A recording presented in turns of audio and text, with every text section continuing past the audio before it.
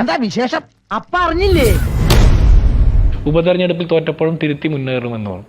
ഞങ്ങൾ ഒരു കാര്യം ഇപ്പോഴും പറയാം, CPM പോലെ ഉള്ള രാഷ്ട്രീയ പ്രസ്ഥാനങ്ങൾ കേരളത്തിൽ അസ്തമിച്ചു പോകാൻ പാടില്ല എന്നുള്ള അഭിപ്രായമുണ്ട്.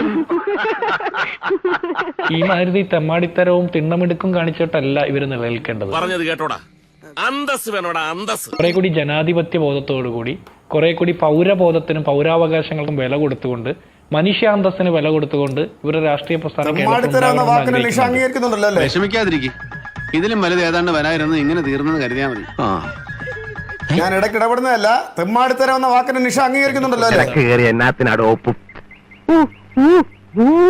നിഷ തെമ്മാടിത്തരം എന്ന വാക്കിനെ അംഗീകരിക്കുന്നുണ്ടല്ലോ അല്ലേ? ഞാൻ പറഞ്ഞു പോകുന്നില്ല. പുതിയ ഷർട്ടൊക്കെ വാങ്ങിച്ചു എന്നെ കൊണ്ടുവന്നപ്പോഴേ എനിക്ക് തോന്നി ആ കാലായിരിക്കും. മുഖ്യമന്ത്രിയുടെ വാഹന വ്യൂഹം കടന്നു പോയപ്പോൾ കരിങ്കൊടി വീശിയ ചെറുപ്പക്കാരെ മുഖ്യമന്ത്രിയുടെ ഗൺമാൻമാർ ഇറങ്ങി തല്ലി ചതച്ചത് അതിന്റെ പേര് തെമ്മാടിത്തരം എന്ന് തന്നെയാണ് ശ്രീ സുരേഷ് കുമാർ. ചിലതൊക്കെ അങ്ങനെ പറയേണ്ടി വരും.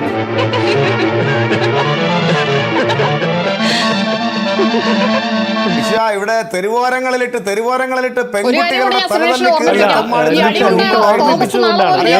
വിലങ്ങ് വിലങ്ങ് വെച്ച് ജയിലിലേക്ക് ആനയിച്ച തെമ്മാടിത്തരം ഇവിടെ ഉണ്ടായിട്ടുണ്ട്. താൻ വന്ന വഴി ഏതാണ്ട് തനിക്ക് നിശ്ചയമുണ്ടോ ഉത്തമ?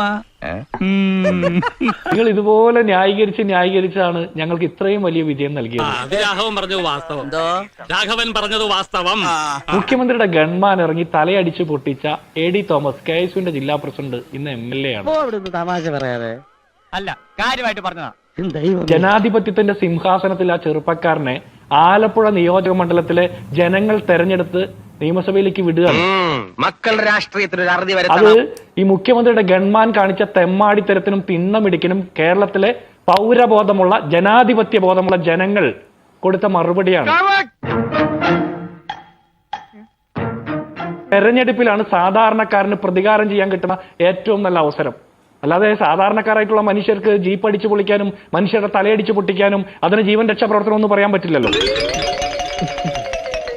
ആ മനുഷ്യർക്ക് ചെയ്യാവുന്ന ഏറ്റവും നല്ല പ്രതികാരത്തിന്റെ ഭാഗമായിട്ടാണ് AD തോമസ് എന്ന KSUവിന്റെ ജില്ലാ പ്രസിഡന്റ് ചെറുപ്പക്കാരൻ കേരള നിയമസഭയുടെ അകത്ത് ജനാധിപത്യത്തിന്റെ സിംഹാസനത്തിൽ ഇരിക്കുന്നത്. മനസ്സിലായില്ല? മനസ്സിലാക്കാൻ എന്റെ പാർട്ടിക്കാരെ പോലെ തന്നെ നിനക്കും കുറച്ച് ടൈം എടുക്കും. നിങ്ങൾ ഇനിയും ഇതുപോലെ ന്യായീകരിച്ചാൽ, നിങ്ങൾ ഒരുപാട് കാലം ഇതുപോലെ ന്യായീകരിച്ചാൽ നിങ്ങൾ ഇല്ലാതാക്കപ്പെടും. അതുകൊണ്ട് കുറച്ചൊക്കെ ഒന്ന് ആലോചിച്ചിട്ട് അഭിപ്രായം പറയണം. ഇൻസൾട്ട് ചെയ്താ നമുക്ക് വളരെ വിഷമമാണ്. പക്ഷെ ഞങ്ങൾ ജയിക്കാനായിട്ട് പല കാരണങ്ങളുണ്ട്. പ്രതിപക്ഷത്തിന്റെ ജനപക്ഷത്ത് നിന്നിട്ടുള്ള കഴിഞ്ഞ 10 വർഷക്കാലങ്ങളായിട്ടുള്ള നിരന്തര സമരങ്ങൾ, ജനങ്ങൾ ആഗ്രഹിച്ച വിഷയങ്ങളാണ് ഞങ്ങൾ മുദ്രാവാക്യങ്ങളായിട്ട് നിയമസഭയ്ക്കകത്തും പുറത്തും ഉയർത്തിയിട്ടുള്ളത്. ജനപക്ഷത്ത് നിന്ന് സമരം ചെയ്തു.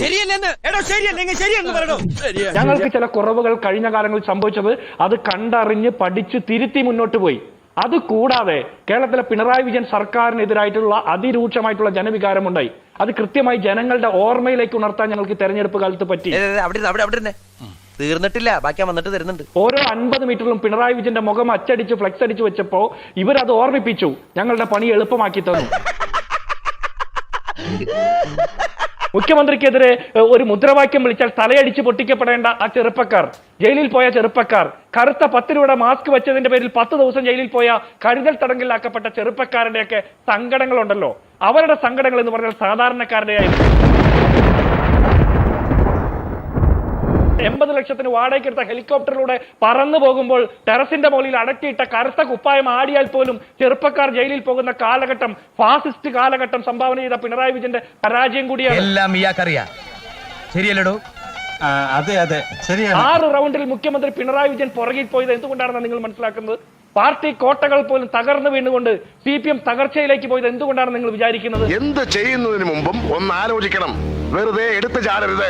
എന്താ ഇപ്പൊ എടുത്തു ചാടിയാല്? കുണ്ടി കുത്തി വീഴും. ഏറ്റവും വലിയ പരാജയത്തിലേക്ക് ആദ്യത്തെ മുഖ്യമന്ത്രി, ഇന്ത്യയുടെ ചരിത്രത്തിൽ ആദ്യത്തെ കമ്മ്യൂണിസ്റ്റ് മുഖ്യമന്ത്രിയെ സംഭാവന ചെയ്ത കേരളത്തിൽ നിന്നാണ് അവസാനത്തെ മാർക്സിസ്റ്റ് മുഖ്യമന്ത്രിയെ സംഭാവന ചെയ്തെന്നുള്ള ആ ചരിത്രം കൂടി നിങ്ങൾക്ക് അവകാശപ്പെടാവുന്നതാണ്.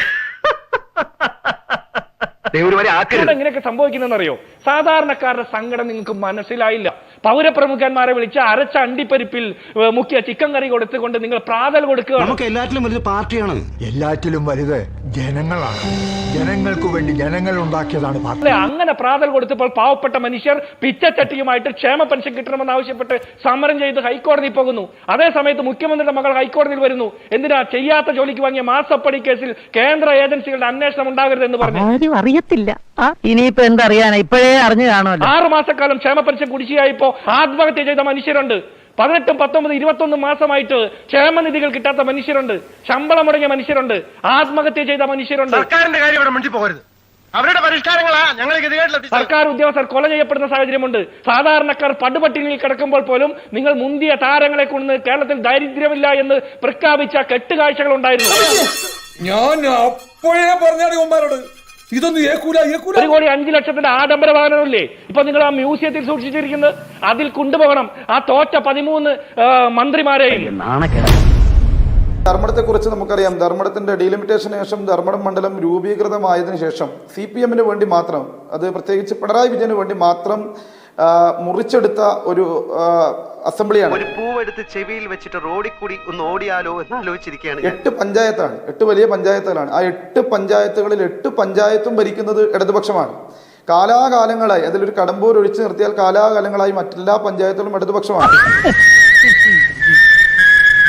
അങ്ങനെ ഒരു അസംബ്ലിയിൽ കേരളത്തിന്റെ മുഖ്യമന്ത്രി ഈ തെരഞ്ഞെടുപ്പിൽ ഈ കഴിഞ്ഞ 10 വർഷക്കാലത്തിന്റെ സകല നേട്ടങ്ങളെയും സ്വന്തം നേട്ടങ്ങളായി ചിത്രീകരിച്ചുകൊണ്ട് കേരളം മുഴുവൻ ആയിരക്കണക്കിന് ബോർഡുകൾ വെച്ച് ഈ മണ്ഡലത്തിൽ തന്നെ കോടിക്കണക്കിന് രൂപയുടെ പ്രചരണം നടത്തി സിനിമാ താരങ്ങളെയും വേടൻ ഉൾപ്പെടെയുള്ള സെലിബ്രിറ്റികളെയും കൊണ്ടുവന്ന് പ്രചരണം നടത്തിയിട്ട് പോലും കേരളം ഭരിക്കുന്ന CM ഇങ്ങനെ ഒരു കോമാളിയാവരുത്.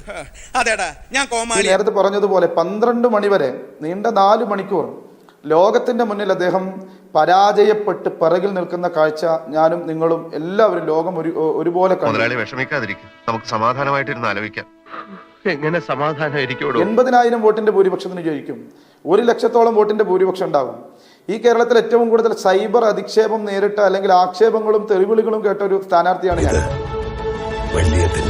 എൻ്റെ മാതാപിതാക്കളെയും എൻ്റെ കുടുംബത്തെയും അതുപോലെ തന്നെ ഏറ്റവും മോശമായ രീതിയിൽ ചിത്രീകരിച്ചുകൊണ്ട് അപമാനിക്കാൻ ശ്രമിച്ചുകൊണ്ട് സൈബർ ഇടത്തിൽ ഉൾപ്പെടെ ഏറ്റവും ആദ്യം തോൽക്കുന്ന സ്ഥാനാർത്ഥി, 8 മണിക്ക് മുമ്പേ തോൽക്കുന്ന സ്ഥാനാർത്ഥി, വോട്ട് എണ്ണുമ്പോൾ തോൽക്കുന്ന സ്ഥാനാർത്ഥി,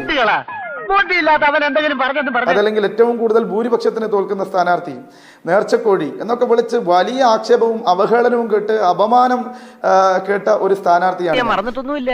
അയ്യോ എന്ന് ഞാൻ ഓർക്കണില്ല, നീ ഓർക്കുകയല്ലേ. ഈ തെരഞ്ഞെടുപ്പ് ദിവസം ഏറ്റവും അഭിമാനത്തോടുകൂടി ധർമ്മടത്തെ ഞങ്ങളുടെ UDF-ന്റെ കമ്മിറ്റിയുടെ നേതാക്കന്മാരുടെ കരുത്തിൽ, അവിടുത്തെ പ്രവർത്തകരുടെ കരുത്തിൽ തലയുയർത്തിപ്പിടിച്ചു നിന്ന് UDF-ന്റെ ധർമ്മടത്തെ പ്രവർത്തകരും നേതാക്കന്മാരും ഈ റിസൾട്ടിനെ ആസ്വദിക്കുന്ന ഒരു വിധി എഴുത്തുണ്ടാകുമെന്ന് സ്വപ്നത്തിൽ പോലും വിചാരിച്ചല്ല. ഞാൻ ഇപ്പോഴാണ് മനസ്സിലാക്കുന്നത് ധർമ്മടത്തെ വിജയം ആഗ്രഹിച്ചത് ധർമ്മടത്തെ UDF-ഓ കേരളത്തിലെ UDF-ഓ മാത്രമല്ല, ലോകത്തെ മുഴുവൻ മലയാളികളുമാണ് ധർമ്മടത്തെ UDF-ന്റെ വിജയം ആഗ്രഹിച്ചത്, പിണറായി വിജയന്റെ പരാജയം ആഗ്രഹിച്ചത്. അവൻ കാണിച്ചത് നാലാളറിയിട്ട് അവൻ മഹാ തെമ്മാടിയാണ്. എന്നെ അപമാനിക്കരുത്. ഭരണത്തിന്റെ ഇടനാഴികളിൽ ഇന്ന് വരെ ആരും എന്നോട് ഇങ്ങനെ ഇടപെട്ടിട്ടില്ല. അപ്പോ നാളെ നേരത്തെ തന്നെ ഇങ്ങോട്ട് എത്തണം കേട്ടോ.